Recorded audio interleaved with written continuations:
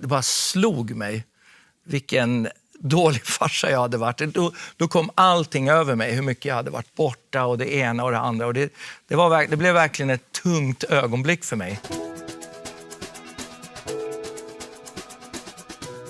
Filmregissören Jonas Åkerlund skakade om branschen med sitt råa uttryck. Han blev censurerad av MTV, men samtidigt geniförklarad av Madonna. Jonas Åkerlund har jobbat med de allra största. Varför grät han när äldste sonen flyttade hemifrån? Och vad har han och drottning Silvia ihop?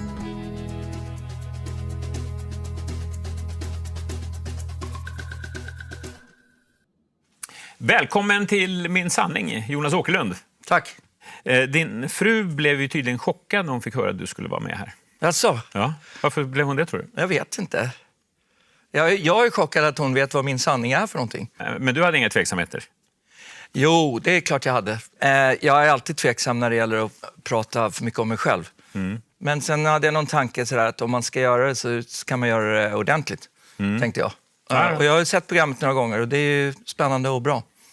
Du brukar säga att du alltid kommer väl förberedd till dina uppdrag. Hur har du förberett dig idag? Så där historiskt sett, när jag har gjort intervjuer och press och media, så brukar jag lita på min spontanitet så mycket som det går. Så att jag tror att de gångerna jag har förberett mig så blir det bara, då sitter jag och tänker och så blir det fel. Okay. Så att egentligen har jag inte förberett mig någonting alls för det här. Bra, ut ur comfort-zonen. Ja. Ja, verkligen.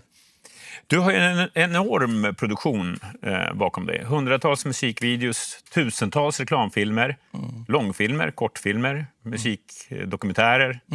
Och jobbar med stora stjärnor. Beyoncé, Lady Gaga, Madonna, Britney Spears, Paul McCartney och så vidare. Men så fort din karriär tog fart, då flyttade du egentligen utomlands och har jobbat internationellt mest. Så du har knappt varit i Sverige sedan dess, förutom Clark-serien som du gjorde. Vad tror du att svenskar har för fördomar om dig? Gud, det var en svår fråga. Det vet jag faktiskt inte. Jag vet inte. Det var ju eftersom det som jag höll på med i början av min utlandskarriär. Man ska veta att jag jobbade ju nästan 10 år innan jag började jobba utomlands. Men jag tror att det som etsat sig kvar kanske från folk som är i min ålder var det som det skrevs om i tidningarna på den tiden när jag började jobba utomlands. Och vad var det? Ja, men det var ju liksom, egentligen det var så spännande att dels att jobba utomlands med stora artister och dels så letades det alltid efter någonting som skulle vara kontroversiellt eller någonting som skulle vara speciellt. Och varenda grej man gjorde blev liksom som en stor nyhet. Jag gör ju mycket större och mer spännande grejer nu, men när det inte är nyheter. Så att jag tror att det kan väl vara det att man har liksom, om man är i den åldern som man liksom kommer ihåg det som stod i tidningarna på den tiden. Det ska väl vara det då. Men ge ett exempel på någonting som svenskar verkar ha missat, som du har gjort. Ja, men som sagt var, alltså man gör ju saker som förr i tiden blev stora nyheter som inte ens folk tror jag vet att jag har gjort. Till exempel Beyoncés Lemonade som var det årets stora grej. Och vi vann mycket priser och sånt där. Det var ju inte ett ord om det här. Men alltså, det är ingenting som jag går runt och tänker på. Nej, men jag förstår. Men om man sätter det i relation till andra saker man har gjort där det minsta har blivit en stor nyhet, så det ska väl vara det då. Men du är inte ledsen över det här? Att fan, inte alls. Inte fattar? Nej, och jag var inte glad när det pratades om det heller. Okay. Jag är ju där för att göra ett jobb och det är det som jag alltid gör. Det stora genombrottet för dig kom med den här Prodigy-videon, Smack My Bitch Up. Och vi ska prata lite mer om den sen. Men innan dess så gjorde du, som du sa, väldigt mycket film här i Sverige. Reklamfilm och musikvideos. Och ett av de första stora musikvideoprojekten som du fick göra var för Marie Fredriksson och Per Gessle. Hur kom du i kontakt med dem? Alltså först Marie faktiskt. Jag hade turen att jobba på ett produktionsbolag i Stockholm som hade ögonen på framtiden. Det här var innan MTV, så att vi gjorde lite musikvideos och Per och Marie var där och jag jobbade mycket med klippning på den tiden, så jag var lite sådär i bakgrunden på deras några jobb som gjordes där. Och sen gav Marie mig förtroendet att göra det var lite före sin tid. Vi gjorde ett sånt här visuellt album som många håller på med nu för tiden för hennes skiva som heter Den ständiga resan. Och i och med den så lärde jag känna Per och fick göra första Roxette-videon som jag gjorde då. Just det. Hur var det att jobba med Marie? Hur var hon? Ja, men hon var ju fantastisk redan. Hon var ju alltid fantastisk, men jag kände ju inte henne liksom innan dess. Men hon var så otroligt generös med att ge mig förtroende och sånt där, vilket jag hade inte bevisat mig alls på den tiden. Men hon gav mig det förtroendet. Vi kom nära varandra under den här filmen. Det blev ett litet porträtt som blev skitbra. Den var ju så bra, den plattan också. Det var ju riktigt bra musik på den. Och sen får du göra video för Roxette då, för den internationella stora marknaden. Det är låten Fingertips 1993. Vi tittar på hur den såg ut. Ja, okej. Du skrattade till plötsligt när du tittade. Vad var det du... Nej, men jag sitter och tittar på min specialitet som är klippning. Ja. Och ibland när jag ser gamla grejer så brukar jag skratta till för att jag typ hade gjort exakt likadant idag fast jag har klippt i 25 år till. Så känns det som att man typ hade det någon gång redan då. Men inte det fantastiskt? Jo, det var därför jag skrattade till. Ja. Ja. Wow. Ja. Men det där röda hjärtat som kom in, det kändes okej 30 år senare också? Ja. Det hade du behållit? Ja. Du kände sådär eller? Nej, men jag bara tänkte att det var då du skrattade. Ja, okej. Ja. Ja. Men det här var ju starten på ett långt samarbete med Roxette och sen vidare med Per Gessle. Ni känns som väldigt olika världar. Du kommer från black metal och han är sommartider, hej. Ja, fast ändå inte. Vi pratar nästan aldrig om någonting annat än musik, han och jag. Och det var väl så vi så småningom blev goda vänner också. Okej. Ja, kanske. Jag vet inte. Jag är nog ganska bra på att röra med olika världar. Ja. Och Per är alltid intresserad, så det blir Vi bra. ringde och pratade lite med honom innan det här mötet och då bad vi honom beskriva dig. Och då så sa han så här att Jonas, han tar ju plats visuellt, men han är snäll som en kattunge. Okej. Ja, det är väl bra. Det hade nog varit coolare med något coolare djur än just en kattunge, men Fast det låter lite mesigt kanske. Ja, okej. Fast du ser ju ganska tuff ut, så det är en bra Ja, men det var kombo. väl det där visuella. Ja. Nej, jag vet faktiskt inte, men snäll vet jag inte. Ja, jag är väl snäll kanske. Ja. Vad tycker du om den musiken han gör? Alltså jag har haft oerhörd respekt för allt som de har gjort sedan från början. Och det blev ju någonstans för mig en vändpunkt med att stå och härva med videos i Sverige. Det är så otroligt mycket arbete och jag går så otroligt in i det. Och man blev helt slut på att göra dem där som inte hade någon publik. Så att det var ju liksom sådär, det var ju på den tiden det enda bandet egentligen som hade en internationell publik. Så det var ju otroligt att få jobba med Per och då började man förstå hur extremt bra hans poplåtar är. Så att jag har oerhörd respekt för all hans musik. Men menar du att du upplevde att du fick mer feedback också för att det var en internationell publik? Eller på vilket sätt kände du av att det var...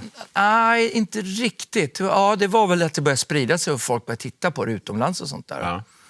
Så, men det var inte bara musikvideos. Vi gjorde ju andra saker. När Sverige plötsligt började synas utomlands, vilket när jag började fanns inte en tanke på att man skulle jobba utomlands. Nej. Utan det var man tur så kanske man jobbade i Norge eller Danmark eller något sånt där. Och någon hade varit nere i Tyskland och gjort ett jobb och det var superexotiskt. Men nu tror jag det är annorlunda. Nu tror jag alla har värden som på sikte när man gör det som vi eller jobbar med underhållning överhuvudtaget. Men där var ju Roxette en enorm hjälp för mig att grejerna syndes utomlands. Ja, jag förstår. Ja. Och kanske var det som gjorde att i november 1997 så ringde Madonna hem till dig i Stockholm, eller? Ja, det var nog egentligen mera på grund av Prodigy faktiskt. Smack My Bitch Up. Ja, som hon hade sett. Och den spreds ju enormt mycket. Ja, då ska man veta att det var ju då innan internet till att börja med. Och sen blev ju den censurerad, så den visades ju inte så mycket. Så det fick ju liksom någon form av spridning på videotapes och du vet sån här 12:e generationens videotape som åkte runt. Ja, jättemånga måste ju ha sett den fastän den var förbjuden. Ja, typ alla. Men sen så blev det ju som det alltid är när saker blir sådär förbjudna, att de skröt om det bara något år senare och visade vad de hade censurerat ett år tidigare. Så då var den ju ute i alla fall. Då. Vi kanske ska säga några ord om den. Det är Prodigy Smack My Bitch Up, en musikvideo där huvudpersonen har en hedonistisk natt helt enkelt. Super och knarkar och slåss. Och det var för mycket för många marknader.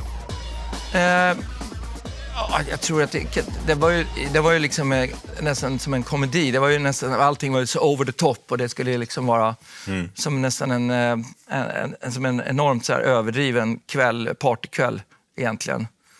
Jag trodde att den var rolig, eller jag tyckte den var rolig när jag gjorde den. Ja. Vi skrattade när vi höll på med den och sen när den kom ut så visade det sig att den var många som tog den på blodigt allvar. Ja. Du blev ju till och med kallad The Vomit Guy i USA. Ja, men det blev lite så. Men för amerikaner, när man började åka till Amerika, så amerikaner var det väldigt svårt att separera ens arbete med vem man är som person. Och när man kom till USA, det var de enda de visste att man hade gjort.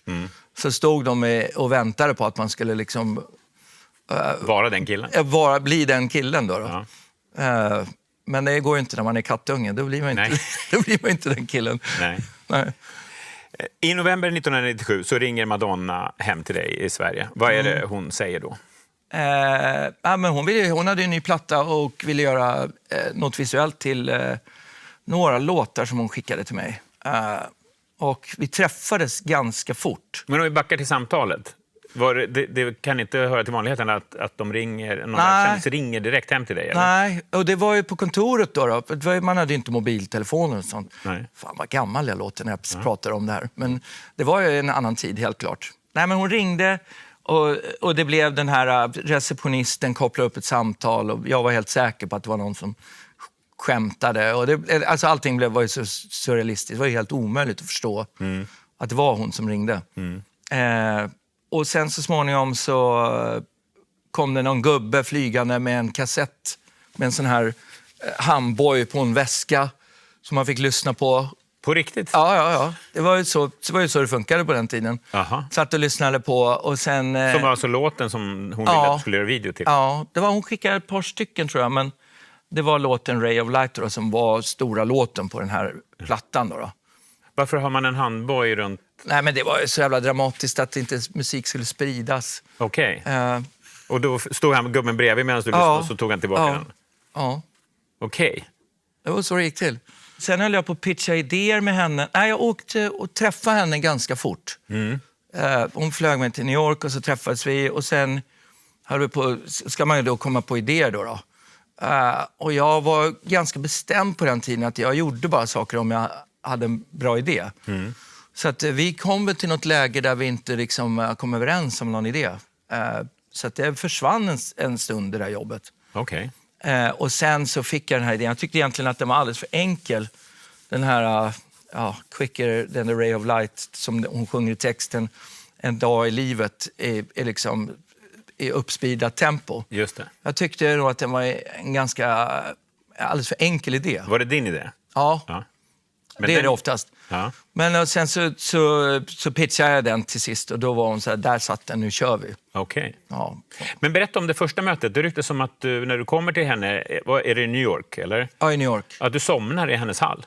Ja, det gjorde jag. Nej, på någon soffa. Okej. Hon tog sån tid på sig, hon var på övervåningen. Hon bodde i Dakota Building då. Ja. Och jag var väl säkert bakis, hade flygit långt och var jetlag och satt och väntade. Jo, jag slumrade till. Och hur vaknar du? Av att hon stod framför mig. Okej. Och det var inget konstigt med det, men det gjorde jag. Lite dålig start skulle jag säga om du vill pitcha in. Ja, fast så här 25 år senare så gick det rätt bra. Och till slut gör ni då Ray of Light som blir prisbelönt och som också skickar hennes karriär in i en ny fas. Där hon får en ny start på sin karriär nästan kan man säga. Det kändes lite som att folk hade börjat räkna bort henne. Hon var ju ung. Hon var ju jätteung.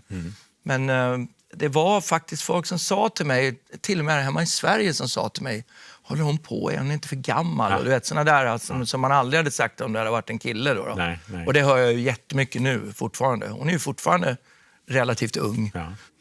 Du har ju jobbat med henne i flera decennier och du har till och med kallat henne för din art mother. Ja. Vad lägger du i det? Ja, vad menar du med det? Jag vet inte, jag har lärt mig oerhört mycket av henne. Och både om kreativitet och integritet och saker i livet. Så att, jag vet inte när jag sa det, men hon känns lite som min art mother. Och kan du ge något exempel på konkret som hon har? Ja, men redan på första... Alltså när jag kom till USA så blev man ju behandlad som en nybörjare fast jag hade 10 års erfarenhet. Och jag var inte så stöddig så att hon sa saker som att you deserve the right to change your mind.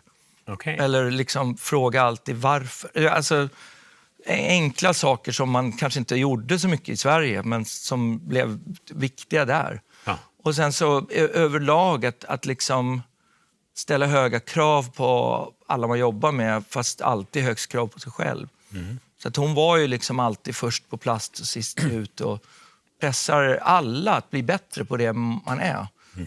På det man gör. Och det har jag försökt ta med mig med människor som jag jobbar med. Jag tänker på det här med att du jobbar med de här allra största toppartisterna i en bransch som ju är kreativ, fullständigt kreativ. Och att jobba med vem som helst kreativt kan ju vara komplicerat. Det är känslor inblandat och det är prestige inblandat och så vidare. Hur går du in i ett sånt här samarbete? Låt oss säga att du ska göra den här telefon som du gör med Beyoncé och Lady Gaga. Kan du redan på första mötet säga att I have final cut, it's my way or the highway? Liksom? Eller hur positionerar man sig? Det kan man göra, fast just när det gäller musikvideor som vi pratar om det, så finns det ju någonstans, så är det ju ändå liksom inte mitt jobb. Det är ju ändå liksom, jag är ändå där för att se till att artistens musik porträtteras på ett bra sätt med visuella bilder. Och det, på något sätt så är det de som ska liksom vara stolta över det och stå för det i slutändan. Så att jag har liksom inte något eget syfte i att göra, att ha någon final cut eller någon prestige över vem som bestämmer vissa delar eller något sånt där. Däremot så nej, inte riktigt. Så du har inte final cut? Vad jag skulle komma till var att när man har hållit på en stund så får man någon form av respekt så att folk lyssnar. Så att jo, det kan jag nog ha. Men som sagt jag är otroligt mån över att folk ska tycka om det de gör. Att de står för det. Framförallt nu när man håller på med mycket dokumentärfilmer. Det blir ju liksom som ett helt paket. Liksom. Jag kan ju inte gå in och göra final cut med en artist som lever och vill berätta sin historia. Det måste ju gå i hand med vad den artisten står för och säger. Så att det är lite sådär då. Men... Det känns som att du har en ganska lågmäld approach. En kattunge nästan som smyger in. Och jag har ju själv fått erfara den lite grann. Jag har en pytteliten roll i tv-serien Clark som du ju regisserar. Och jag minns att jag tänkte innan att det ska bli intressant att se hur Jonas är på inspelningsplats. Om han har en stor megafon och är bullrig och action! Hela den biten. Och det var ju helt tvärtom. Du var ju inte ens i rummet där vi spelade in. Jag gissar att du satt vid någon monitor i ett annat rum. Och så levererade jag och Bill Skarsgård där. Och sen ropade din fotograf, bryt! Så kommer du ut och så är du jätte timid. Och, bra, jättebra. Vi tar en till och så går vi lite närmare bara. Och så gick du ut. Ja. Är det din style? Alltså det beror ju lite på vad det är. Men jag brukar ha en kille som skriker åt mig om det behövs. Okay. Så jag slipper göra det.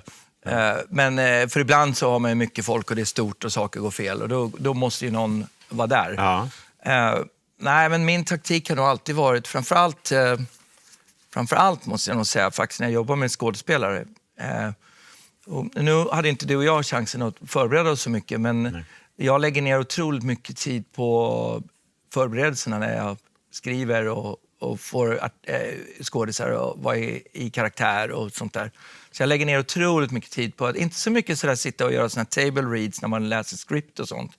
Utan man spenderar mycket tid tillsammans och, så att alla vet vad de ska göra och sånt där. Och då kan man ha ett lugn och skön inspelning. Ja. Men sen är ju filminspelning är ju världens jobbigaste grej. Det finns 1000 grejer som kan gå fel hela tiden och ofta så gör de ju det. Men brusar du aldrig upp? Nej, väldigt sällan. Ja. På inspelning? Ja. Nej. För det fick jag höra också, ni hade något problem med någon personal. Och då bara sa du lite tyst och snällt till, vi får sparka honom helt enkelt. Vi får sparka honom. Ja, men det får man göra då och då. Men brusa upp, nej, det händer väldigt, väldigt sällan. Nej. Du rör dig ju i den absoluta toppen bland de här världsartisterna och sitter säkert på massa skönt skvaller. Jag ska inte börja rycka i det. Men vad jag är nyfiken på är vad det är du ser hos de här stjärnorna runt omkring dem i den här absoluta toppen. Vad är det för miljöer ni rör er i, så att säga? Alltså det är så jäkla olika. Är man på turné eller är man första skivan? Är man i studio? Liksom har man tid off eller har man bråttom? Alltså det är så otroligt olika. Men det som alla har gemensamt är att de där artisterna som är på den nivån, de jobbar ju jävligt hårt. Det är liksom inte så glassigt som man tror alla gånger. Det är väldigt mycket resa och det är väldigt mycket hårt arbete för att få till de här grejerna. Så att det tror jag nästan alla artister jag jobbar med har gemensamt. De är på den nivån. Men det känns också som de omger sig med mycket ja-sägare. Mycket folk man undrar vad de gör där ens. Ja, det händer ju ofta. Man undrar hur fan kom den här killen med här och sådär. Det händer ju hela tiden. Ja. Men de försvinner oftast. Jag har hållit på länge nog att se att den där snubben kommer inte vara kvar länge. Aha, okay. Och oftast blir det så då. Och hur är en sån snubbe? Nej, men jag säger och inte gör sitt jobb och slarvar eller någonting eller vad det nu är. Alltså det är någonting som inte stämmer. Men är inte alla jag-sägare runt en stor stjärna? Men inte jag. Nej. Det upptäckte jag i och för sig tidigt att det var unikt faktiskt. Att, men det är ju inget bra. Sa du rätt? Ja, men alltså, för det var man ju van vid då. Efter 10 år i Sverige så hade man ju alltid en dialog. Nej, men fan, kan vi inte pröva det här istället? Eller? Ja. Sådär.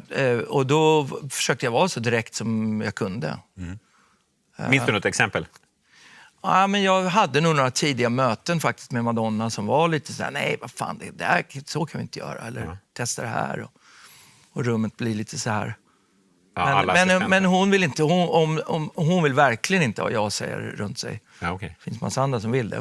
Men hon vill att man är där av en anledning. Hur trivs du i den där världen? Ja, men jag älskar ju kreativa människor. Alltså jag gör verkligen det. Jag får verkligen energi av det. Och jag får enorm energi över att jobba i olika format, olika länder, olika typer av artister, olika uppdrag. Jag får enorm energi av det. Många regissörer som började när jag började blev ju väldigt nischade. Man gjorde liksom bilgrejer eller komedigrejer eller något sånt där. Men jag har fått enorm energi av att röra mig mellan olika typer av uppdrag. Så jag trivs jättebra. Berätta om någon gång då du har blivit starstruck. Ja, men jag blir nästan aldrig det. Fast jag opererar ju en av mina kameror när vi gör musikvideos framförallt. Och då blir det så där man håller på med möten och skriver och håller på med kläder och allting. Och sen så är det brukar vara det här ögonblicket när man filmar första bilden. Och man tittar ner i kameran och så tänker man, fan det är ju han. Tänker man.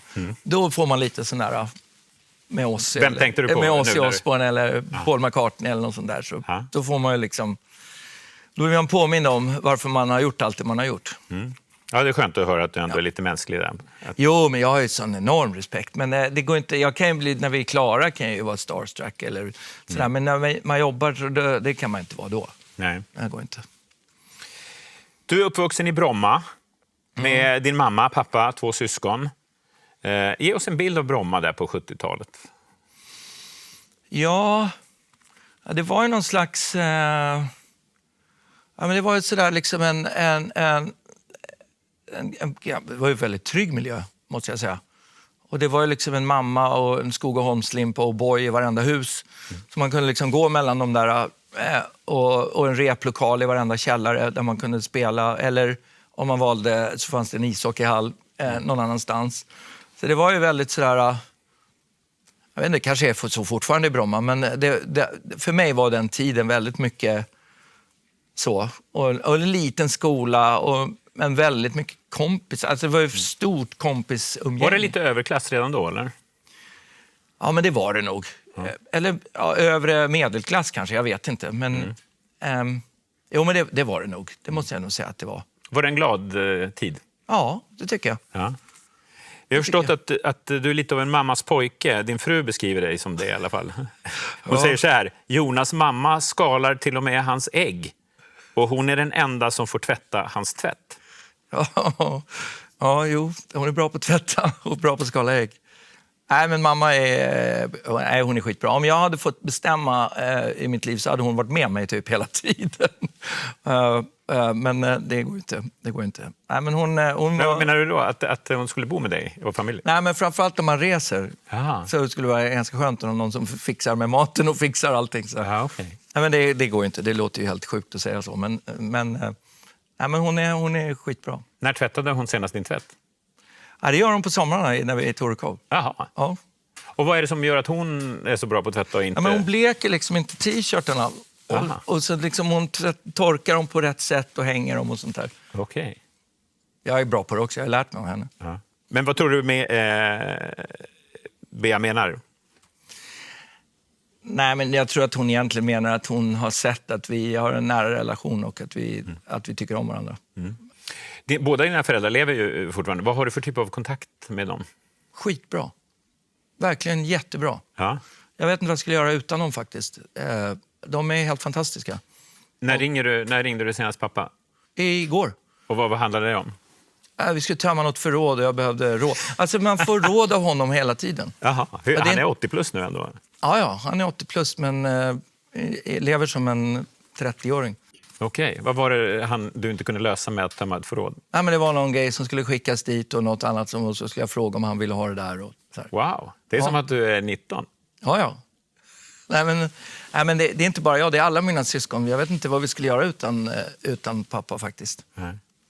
Och mamma och pappa skiljer sig när du är 10 år. Hur har den skilsmässan påverkat dig nu när du kikar på det efterhand? Alltså den var ju egentligen ganska odramatisk för att de var ju goda vänner hela tiden. Så det var ju liksom ganska odramatiskt. Och sen kom det in någon styvmamma och någon styvpappa hit och dit och sånt där. Men det var ganska odramatiskt faktiskt. Men pappa var ju frånvarande för att han bodde utomlands och sånt där. Men på något sätt så senare i livet så när jag började vara med i London så där han bodde då så blev vi väldigt nära igen. Under den här tiden så hänger du också mycket med din kusin Fredrik. Och ni bildar ett rockband. Du spelar trummor, han spelar bas. Och ni behöver en gitarrist. Vad gör ni då? Alltså på den tiden så hade man inte bara ett band till att börja med. Det var ju band, som jag sa, i varenda källare så fanns det en replokal och det var ju ambitioner och man satt och tittade på skivomslag och drömde om att spela och göra det. Och vi hade några idéer. Jag och Fredrik spelade nog i typ alla mina band. Och men så satt man upp såna annonser i musikaffärer att man letade gitarrist eller sångare eller vad man letade efter. Kunde man riva telefonnumret och så gjorde vi det på musikbörsen då, i Stockholm. Och så fick vi kontakt med en kille som vi bildade bandet Bathory då. Just det. Ja. Thomas Ace Forsberg. Just det. Som hörde av sig. Ja. Och ni bildar Bathory. Vi bildade Bathory och under ett par ganska intensiva år höll vi på med det där. Och det bandet har ju blivit kultförklarat. Och, verkligen. Än idag. Det var flera i tekniken här som, wow, Bathory-mannen kommer. Och du har sett t-shirts ute på stan och sådär. Verkligen. Det försvann i många år för mig. Jag tänkte inte på Bathory under säkert 10-15 år. Och sen började jag se de här t-shirtarna och tatueringarna och sånt där. Och sen när Ace gick bort då, han gick ju bort för några år sedan, så bestämde jag mig för att om det är någon som frågar om det ska jag prata om det. För innan dess så var jag så här, det är Ace projekt, det är bättre han tar det här. Jag har varit otroligt så här ödmjuk över att ta på mig någon credit egentligen för vad Bathory blev. Det var ju ändå jag och Fredrik som liksom skapade bandet och vi hade liksom idéerna tillsammans. Men Ace var... han var väl egentligen den första riktigt kreativa människan som jag har träffat i mitt liv. Han hade den där Madonna-nivån på kreativiteten och hårt arbete. Och det var inte vi vana vid alls. Och han kunde spela. Alltså man visste redan då att han var speciell. Sen valde han en jävligt nischad stil som liksom inte kunde bli mycket större än vad det blev. Och sen så gick han ju tyvärr bort då. Men Battery var ett black metal-band.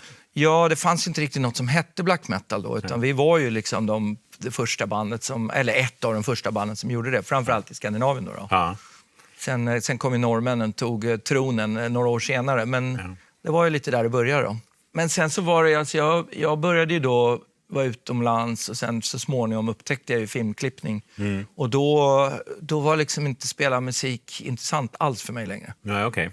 Hur mycket cred kan du ta idag för Batherys framgång? Egentligen ingenting annat än att jag och Fredrik bildade bandet. Hade vi inte gjort det så hade säkert Ace gjort någonting annat. Ja, så jag är väldigt försiktig med den credden.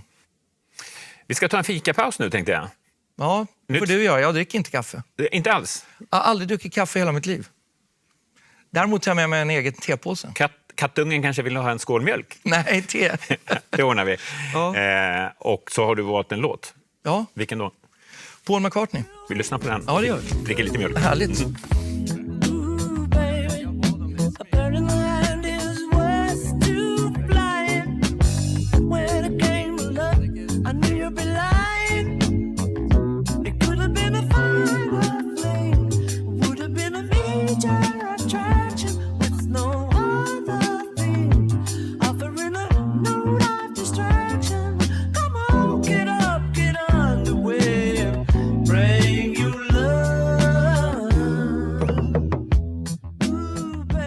Vi lyssnade på Arrow Through Me med Paul McCartney medan vi fika. Varför valde du den?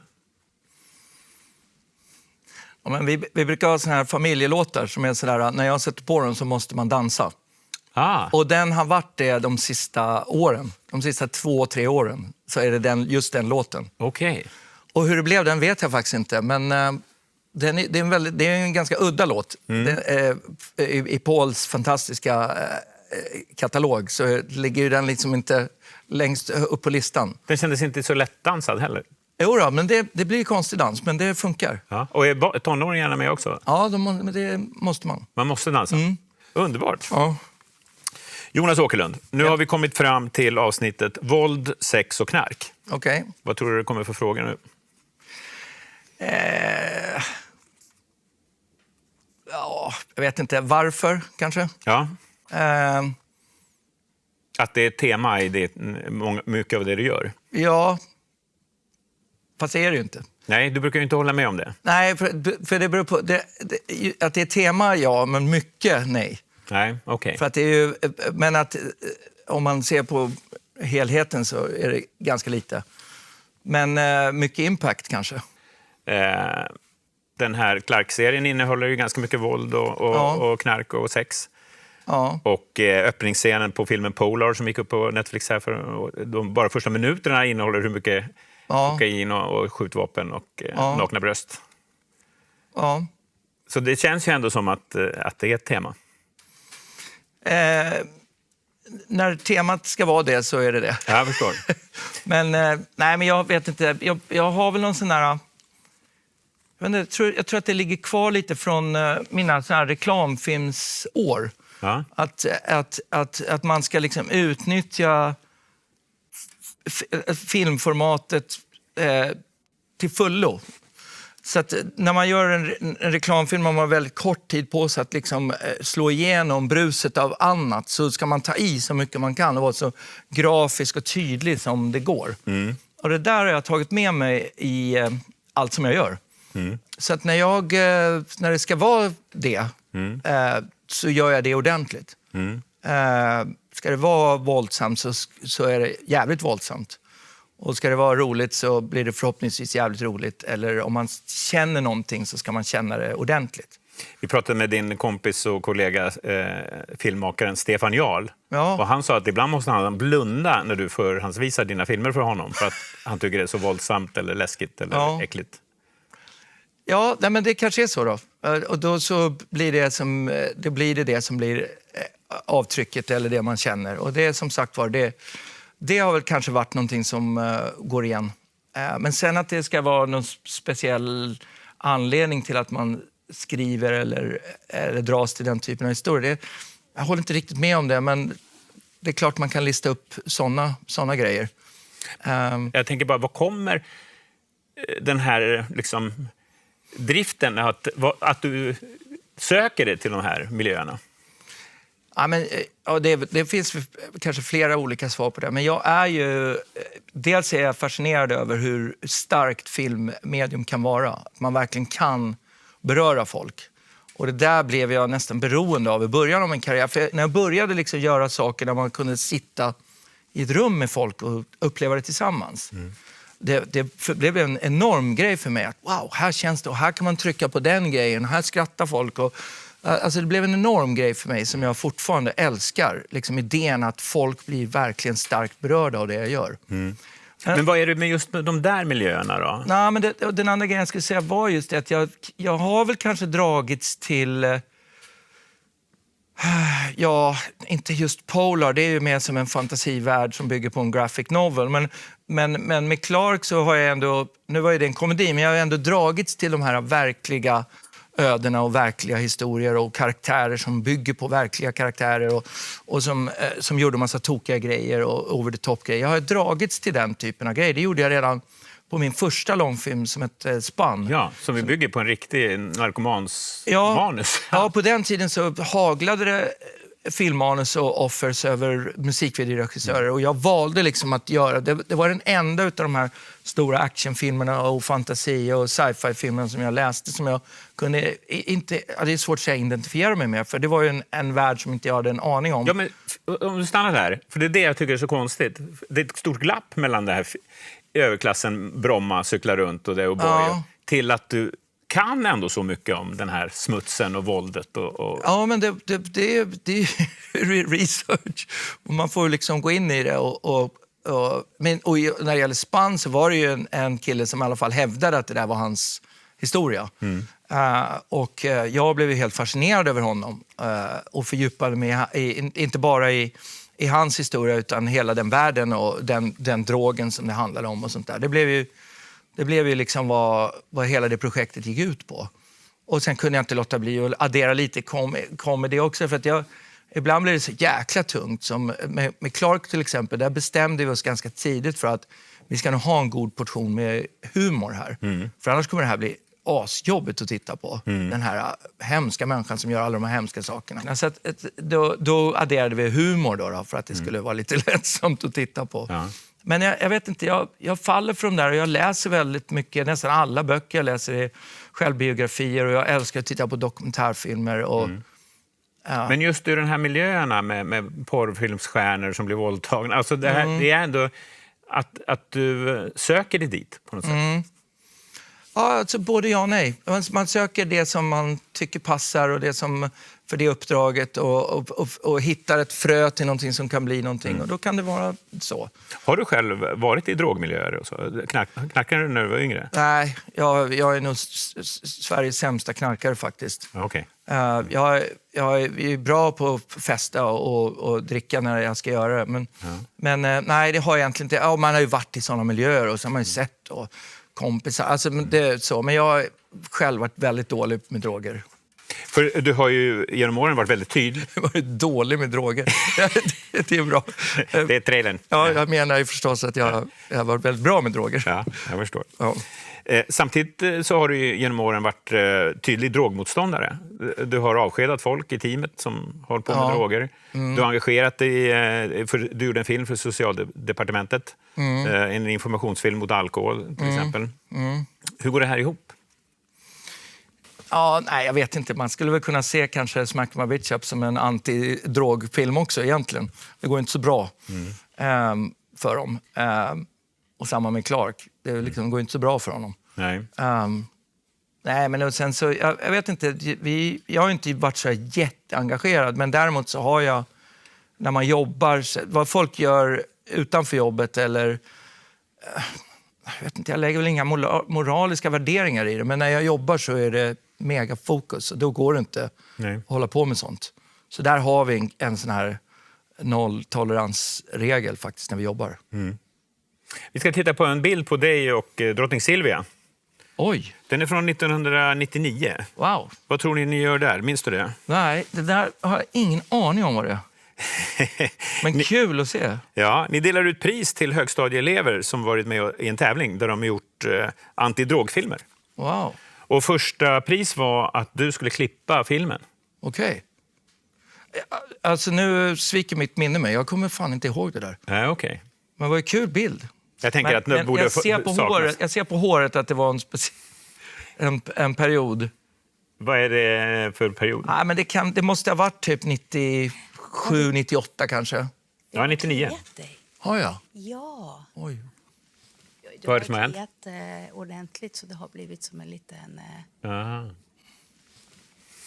Alltså det är inget sår, det är bara att man ser vita Ja, jag kanske gjorde någon sån där. Ja, och då få bort håret, vad det jag gjorde. Fylla på. Ser man till och med. Ingen fara. Du får skicka den där bilden till mig. Jag måste ha den där. Det är så skönt nonchalant. Vad sa tant? Ja, okej. Ja, visst. Mm. Men hon verkar ju lite förtjust i dig.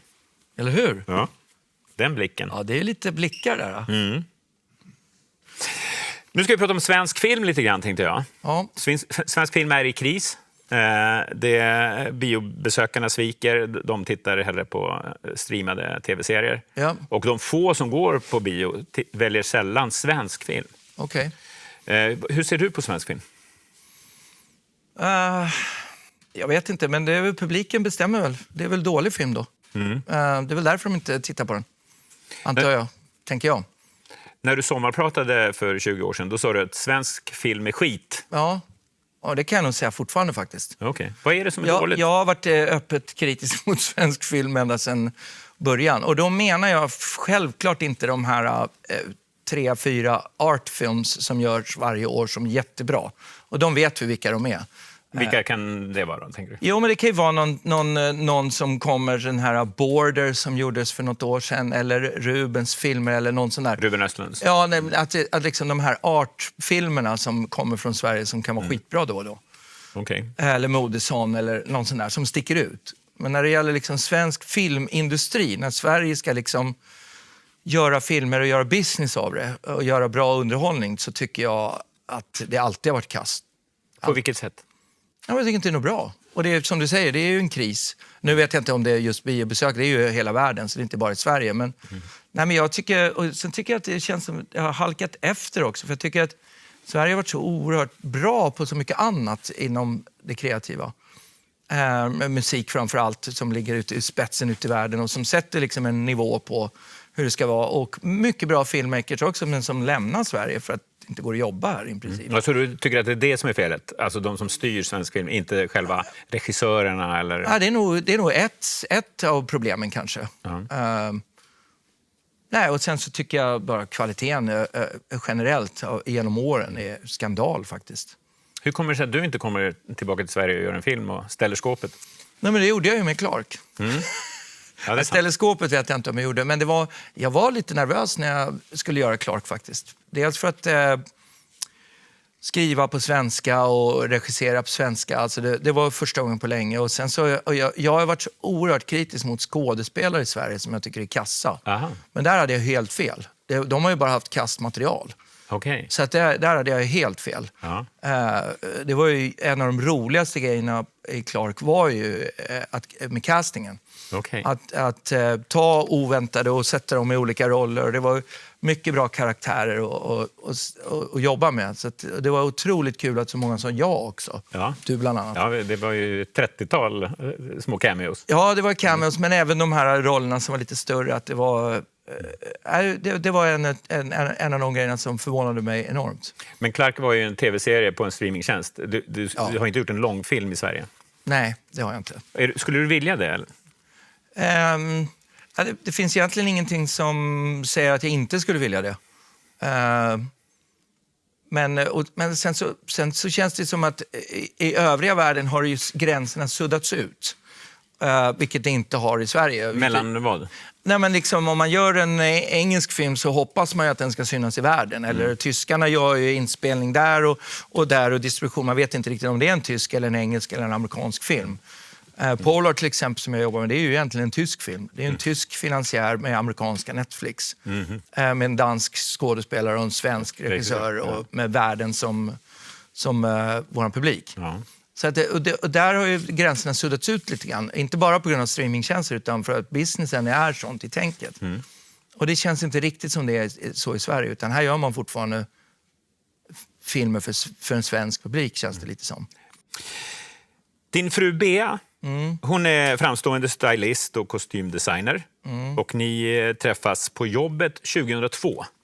Vad är det bästa med Bea? Ja, men det kan jag prata länge om. Får vi göra ett eget program om. Men hon har ju någon form av syn på livet som går ganska bra överens med om hur jag ser saker. Och hur vi lever och hur vi jobbar och hur vi liksom tagit bort alla såna här vardagssaker i livet. Utan det är lite som det är, att vi jobbar och vi är från varandra och att saker har olika prioriteter. Och sen så när vi ses så är det bra. Och, så att det är liksom... Ni är överens om att man behöver inte vara hemma? Man kan vara borta i några månader? Vi har ju egentligen noll vardag. Vi har ju liksom ingenting som är rutinmässigt eller någonting som heter vardag. Men de få stunderna vi är på samma plats och är i synk tidsmässigt så försöker vi ha någon form av vardag. Och då är det en bonusgrej i livet. Men jag kan gå till Bea och säga, du, fan jag glömde säga det, men imorgon drar jag borta i 3 veckor. Så säger hon, okej, kul. Och sen pratar vi inte så mycket om vad vi håller på med alla gånger. Det bästa är förstås när vi jobbar tillsammans, för då är vi liksom i synk. Ja, okay. Men med åren så har vi jobbat mindre tillsammans för att hon har andra fokus och lite sådär, av olika anledningar. Av de här 20 åren, hur stor procent är ni varit ifrån varandra? Mer än hälften? Ja, mer än hälften. Ja. Så vi har väl varit ihop i 8 år då. Hur många resdagar om året har du ungefär? Det är väldigt olika. Jag har haft några år där man är uppe på 90 take-offs brukar jag räkna. Okay. Alltså att man lyfter med ett plan. Ja. Så och sen så du vet om man gör till exempel när vi gjorde Clark så vi hade 100 inspelningsdagar som var utspridda under en längre tid för att det var också pandemin och sånt där. Alltså att, och åker jag gör mina långfilm så är det inte så jävla kul att komma och hälsa på heller. Så då blir vi ifrån varandra. Vad är tricket att hålla ihop en relation så länge när man inte har vardag ihop? Jag vet inte. Jag tror vi har oerhörd respekt för varandra. Och vi litar på varandra. Väldigt mycket. Vi hade ganska rörigt i början av vårt förhållande. Så det känns som vi har gjort allting lite bakvänt. Det känns som vi gick igenom allt jobbigt först. Och sen när det var klart så har vi varit så tacksamma att vi har varandra sedan dess. Jaha. Hur var det rörigt? Ja, men det var rörigt för att det var gamla ex. Och det var liksom saker som hände. Och min dotter var sjuk. Och det hände väldigt mycket på samma gång. Och så jobbade vi där. Och hon var i Los Angeles och jag var här. Så att vi hade egentligen många fler anledningar att inte vara tillsammans än den enda anledningen att vara tillsammans var att vi faktiskt tyckte om varandra. För det hade varit otroligt mycket enklare att skita i det från början. Men, och sen så efter några år så kom vi liksom igenom det där och ända sedan dess så känns det som att vi är på riktigt så tacksamma att vi har varandra. Ni har 2 barn tillsammans, 2 tvillingar, 16 år. Sen har ju du 2 äldre barn också. Ja. En son som är 30 och en till dotter som är 23. Love och Mini, ja. Hur mycket föräldramöten har du varit på under åren? Typ nästan inga faktiskt. Just med mina tvillingar som är mest i Los Angeles. I amerikanska skolor så förväntar de sig väldigt mycket engagemang från föräldrarna. Jaha. Så där har det väl kanske varit lite mer när jag har varit hemma. Ja. Men med Love tror jag inte jag var på något föräldramöte med Love. Okej, din äldsta. Ja. Hur har det funkat då? Har du haft någon uppgörelse med mammorna här eller? Ja, det kanske man har haft. Ja, vi har på något sätt lyckats få ihop det i alla fall på något konstigt sätt. Vi har hittat vårat sätt att göra saker på. Och jag vill nog påstå att många gånger så kändes det i alla fall när man kom och gick lite sådär. Jag var så mån över att man inte skulle vara någon form av sån här partypappa som dök upp och var liksom rolig. Så att de få stunder man hade så har jag alltid försökt att ha så mycket vardag som det går. Men jag fick ofta för mig, det, framförallt när Love var lite, så kändes det som att vi hade en sån jäkla bra relation. Och så såg man de där papporna som var där varje dag. Där det kändes jobbigt. Vi hade ju väldigt bra, jag och Love, på den tiden. Men han fick hänga med mycket på ditt jobb, sova i klipprum och sådär? Ja, men det var ju första åren när han var liten, var ju egentligen precis när det liksom var väldigt mycket, ja det är alltid mycket jobb. Men, så att han var ju med, ja, för att man var tvungen att gå med honom till skolan på morgonen och sånt där. Så då låg han och sov i klipprummet och sånt där. Men tillbaka till mammorna där, det känns ändå som de fick dra ett tyngre lass. Ja, framförallt när det gäller Love och Mini, måste jag säga. Ja. Ja, helt klart. Var det en uppgörelse? De sa okej, fine, det är du som jobbar, eller var det något som ni bråkade om? Nej, inte bråka om det. Och jag tror att det var ganska så här tydligt med vad jag gjorde redan från början. Så det var ingen överraskning. Nej. Om det var bra alla gånger vet jag inte. Men det var lite som det var. Ja. Hur känns det idag att se tillbaka på det? Hur bra pappa har du varit? Kan du ångra något? Ja, men jag tittar på hur vi har det idag. Och tänker att det är väldigt bra. Så jag känner mig nog ganska nöjd ändå. Men det var ju ändå så där med... Det blev en sån här ögonblick när Love flyttade hemifrån. Som var... Ja, men som var liksom... Han skulle flytta till Gotland för att gå på universitetet där. Och jag var hemma i Stockholm. Och han hade ju ett rum i vårt hem i Stockholm. Och vi packade ihop hans grejer och fyllde upp bilen. Och hans morfar skulle köra honom. Och jag stod och vinkade hej då. Så åkte han iväg. Och sen så gick jag in i vårt hem och så gick jag upp i hans rum. Och såg det här tomma rummet. Då fick jag någon sån här... Det bara slog mig vilken dålig farsa jag hade varit. Då kom allting över mig, hur mycket jag hade varit borta och det ena och det andra. Och det blev verkligen ett tungt ögonblick för mig. Vad var det du kände? Ja, men jag kände att nu drog han och jag vinkade och hade inte ens tänkt på det. Jag tyckte att jag var så förberedd på det mesta med mina barn. Men det där var jag inte förberedd på alls. Det var skitjobbigt. Vad var det jobbiga? Ja, men det just alla de där grejerna, att jag hade varit borta så mycket och liksom jag tänkte på alla de där ögonblicken och så bara plötsligt var man borta från huset också. Sådär, men...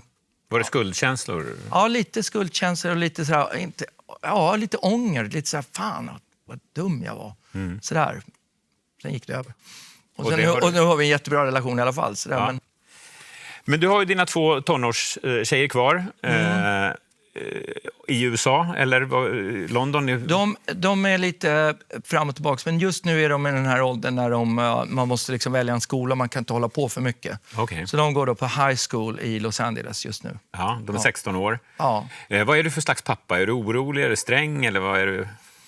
Nej, sträng är jag verkligen inte, men jag är väldigt ängslig. Aha. Jag är ängslig för alla. Okay. Jag går runt och är orolig hela tiden. Jag är orolig att kamerakillen ska trilla och klämma sig eller någonting. Ja. Så jag är väldigt så här ängsligt lagd och framför allt med mina barn. Men vad tänker du kan hända tjejerna? Nej, men jag målar upp sådana scenarier så att med allting som kan hända och allt man hör om. Och... Vad kan det vara då? Nej, men just i Los Angeles så är det ju väldigt sådär, det är så mycket avstånd och det är mycket sådär, man måste lämna av dem och så vet man inte vad som händer, så funkar inte telefon. Alltså, ja det drar iväg då. Vi har en bild på dem som du tog med dig när de är med Iggy Pop. Nu är de mycket större. Ja, det är de. Ja. Men det här växer de upp i. Ja, idag kom Iggy Pop förbi. Ja, och så har de silverbyxorna på sig också. Ja, och just i det ögonblicket är inte så glada. Nej. Det där, men Iggy är glad. Ja. Men folk säger att det är svårt att prata med tonåringar. Kan du kommunicera med dina 16-åringar? Alltså jag tycker det, om de tycker det vet jag faktiskt inte. Men nej, jag vet inte. Jag kanske inte är så bra på det när du säger det. Jag försöker nog hålla det ganska alltså vi har ju mycket kul. Och skoj och sådär, men... Du sätter på Paul McCartney? Ja, exakt. Men jag vet inte... När du frågar så antar jag att du tänker på när man ska prata om livet och saker som händer. Och... Ja, eller något du skulle vilja prata med dem om kanske? Eller? Ja. Nej, jag vet inte. Alltså, det är inte så att vi inte går runt och inte pratar med varandra. Det gör vi ju hela tiden. Men jag vet inte, jag kanske låter Bea göra en del saker istället för mig. Ja, det gör Drar jag. hon ett tyngre lass? Just nu, de här åren, så tycker jag att hon gör det helt klart. Men jag vet inte, vi ser det inte riktigt som tyngre lass. Jag tror inte hon tycker det. Jag tror att nästan tvärtom. Jag är avundsjuk på henne som får vara där hela tiden. Så att det är inte, vi mäter inte liksom som en last. De här 16-åringarna, är de jätteimponerade över att du åker till jobbet och jobbar med Lady Gaga och Beyoncé? Nej, Inte ett dugg? inte ett skit. Men de vet om att du jobbar med Beyoncé? Ja, det vet de. Okej. Och vad säger de om det då? Inte ett skit. Jaha. Nej, de är inte... Nej, de är inte imponerade. Men sen så lever de ju också i en miljö i Los Angeles där nästan alla föräldrar jobbar med någon form av underhållning. Ja, okej. Så att det är inte så... Nej, men de har inte börjat tycka att det är kul att gå på konsert. Alltså, vi tar ju med dem ganska mycket och de har ju träffat alla och sånt där. Ett par kortfrågor här mot slutet. Okej, slutet. Vilken färg har ert sommarhus i Torekov? Svart. Vilken färg har flaggstången vid ett sommarhus i Torekov? Svart. Vilken färg har flaggan i flaggstången i ett hus i Torekov? Svart. Varför det? Ja, men flaggan är bra, för då kan man säga var bor du någonstans och då säger man svarta flaggan så hittar alla. Ja. Och sen är det snyggt med svart hus. Svart pool har jag också, det glömde du. Oj, okej. Ja. Nej, men sen flaggstången, det var väl lite för att det är lite kul All right. att göra svart flaggstång. Jag undrar ju vad de här rika sommargästerna som är där med sina badrockar och står i kö och så jobbar på bank annars resten av året. Vad tycker de om det här? Jag vet inte, det kanske snackas om det. Men det är ingen som har klagat i alla fall. Inte, för jag tänker att det här måste vara ett problem för dem. Att dels så tycker de nog att det är fult, men sen så är ni så kända och rika så att de ändå vill tycka om er. Förstår du vad jag menar? Ja, det är inre konflikt. Jag vet inte om det riktigt är så. I Torekov så har redan med mamma när vi var små och började vara i Torekov så har vi har hittat liksom vår egen grej lite grann i Torekov. Vi har liksom alltid när mamma flyttade dit så bodde vi utanför byn där ingen annan bodde. Och vi har liksom alltid hållit oss på vår egen så här, kant i Torekov. Okay. Så vi har väl lite svarta fåren där nere. Ja, ni är det ändå? Ja, men lite så känns det som. En timme har vi pratat. Hur skulle du ha klippt det här i redigeringen? Nej, men det kändes rätt bra. Ja. Jag tycker det är kul när det blir lite missar också. Så vi får med lite missar också. Okej, vi behåller det. Blir det på riktigt. Ja, det är bra. Tack för att du kom och berättade din sanning, Jonas Åkerlund. Ja, bra. Tack. Kul.